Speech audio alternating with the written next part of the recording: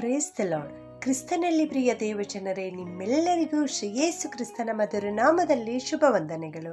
ಈ ದಿನದ ದೇವರ ವಾಕ್ಯ ಕೀರ್ತನೆಗಳು 145, 13ನೇ ವಚನ. ನಿನ್ನ ರಾಜ್ಯವು ಶಾಶ್ವತವಾಗಿದೆ, ನಿನ್ನ ಆಳ್ವಿಕೆಯು ತಲತಲಾಂತರಕ್ಕೂ ಇರುವುದು.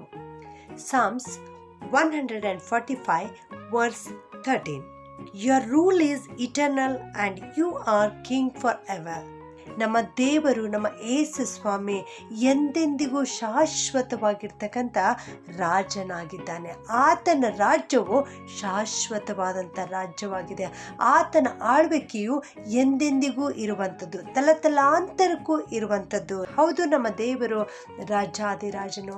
ಯೇಸು ಸ್ವಾಮಿ ಹುಟ್ಟುವುದಕ್ಕಿಂತ ಮುಂಚಿತವಾಗಿಯೇ ಯೆಶಾಯ ಪ್ರವಾದಿಯು, ಒಂದು ಮಗು ನಮಗಾಗಿ ಹುಟ್ಟಿದೆ ಅಷ್ಟೇ, ವರದ ಮಗನು ನಮಗೆ ದೊರೆತನು, ಆಡಳಿತವು ಅವನ ಬಾಹುವಿನ ಮೇಲಿರುವುದು, ಆತನ ರಾಜ್ಯವು ಇಂದಿನಿಂದ ಯಾವಾಗಲೂ ನೀತಿ ನ್ಯಾಯಗಳ ಮೂಲಕ ಸ್ಥಾಪಿತವಾಗಿ ಸ್ಥಿರಗೊಳ್ಳುವುದು ಎಂಬುದಾಗಿ ಅಲ್ಲಿ ಹೇಳಿದ್ದರು. ಪ್ರಿಯರೇ, ಆತನ ಹೆಸರುಗಳು ಅದ್ಭುತ ಸ್ವರೂಪನು, ಆಲೋಚನಾಕರ್ತನು, ಪರಾಕ್ರಮಿಯಾದ ದೇವರು, ನಿತ್ಯನಾದ ತಂದೆ, ಸಮಾಧಾನದ ಪ್ರಭುವು ಎಂಬುದಾಗಿ. ಹೌದು, ಆತನು ನಿತ್ಯನಾದ ತಂದೆ, ಸಮಾಧಾನದ ಪ್ರಭು, ಎಂದೆಂದಿಗೂ ಇರ್ತಕ್ಕಂಥ ಅರಸನು, ನಾವು ಸೇವಿಸುವಂತಹ ದೇವರು ಎಂದೆಂದಿಗೂ ಇರುವಾತನು. ಆತನ ರಾಜ್ಯವು ಶಾಶ್ವತವಾದಂಥದ್ದಾಗಿದೆ. ಆದುದರಿಂದ ನಾವು ಆತನನ್ನು ಪ್ರೀತಿಸಬೇಕು.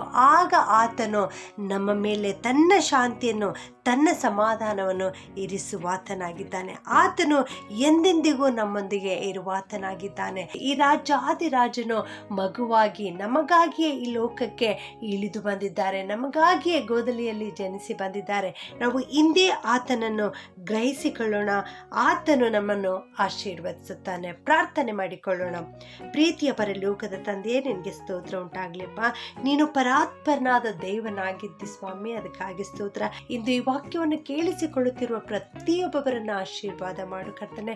ಅವರ ಜೀವಿತದಲ್ಲಿ ಅವರೆಲ್ಲರೂ ಸ್ವಾಮಿ ನೀನೇ ರಾಜಾದಿರಾಜನು ಎನ್ನುವುದನ್ನು ಗ್ರಹಿಸಿಕೊಳ್ಳಲಿಕ್ಕೆ ಸಹಾಯ ಮಾಡು ಕರ್ತನೆ. ನಾವೆಲ್ಲರೂ ದೇವ ನಿನ್ನನ್ನು ಅರಿತುಕೊಂಡು ನಿನ್ನ ಮಕ್ಕಳಾಗಿ ಜೀವಿಸಲಿಕ್ಕೆ ಸಹಾಯ ಮಾಡ್ರಿ. ಯೇಸುವಿನ ನಾಮದಲ್ಲಿ ಬೇಡುತ್ತೇನೆ ತಂದೆಯೇ, ಆಮೆನ್.